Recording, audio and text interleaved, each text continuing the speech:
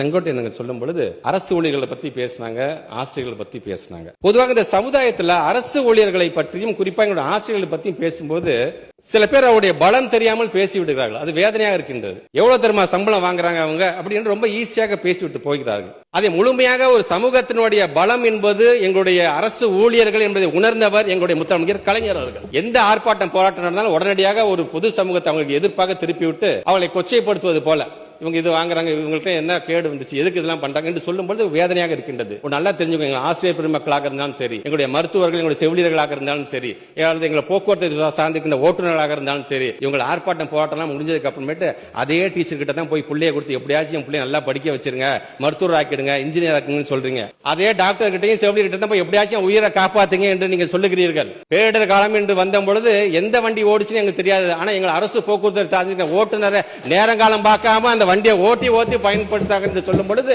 அந்த பலத்தை உணர்ந்தவர் எங்கள் முத்தமிழ் கலைஞர் அவர்கள். அரசு ஊழியர் நீ இறந்து போயிட்டியா, உனக்கு கருணை அடிப்படையில் நான் உனக்கு வேலை தரேன் என்று சொன்னவரே கலைஞர் தாங்க.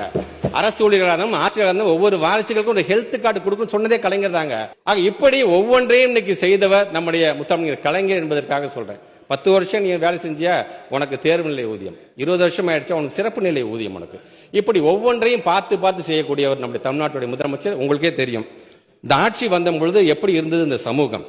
ஆனா எல்லாரும் முகக்கவசத்தை அணிச்சுக்கோங்க எல்லாரும். ஏன் தமிழ்நாட்டோட முதலமைச்சர் தன்னையே ஒரு தூதுவராக அந்த முகக்கவசத்துடைய பயன் என்று அதை அழைச்சிக்கிட்டு ஒவ்வொரு இடத்திலையும் அதற்கான விளம்பரத்தை அவர் செய்திருக்காரு என்று சொல்வது நாட்டு மக்களை முதல்ல காப்பாற்றணும், அப்புறம் திட்டத்தை கொண்டு வரலாம் என்று சொன்னவர். அன்னைக்கு நிதிநிலை எப்படி இருந்தது, இன்னைக்கு 9.69% இன்னைக்கு மிகப்பெரிய உயர்த்தை எட்டி இருக்கிறோமே, இந்த அளவுக்கு கொண்டு வந்திருக்காரு நம்ம தமிழ்நாட்டோட முதலமைச்சர். அதனாலதான் அன்னைக்கு சொன்னவங்க எல்லாம் அன்றைக்கு முகக்கவசமும் மூக்கா வம்சம் தான் நம்ம உயிரை காப்பாத்துச்சு என்று பொதுமக்கள் சொல்கிற அளவுக்கு அதை செய்து காட்டியவர்.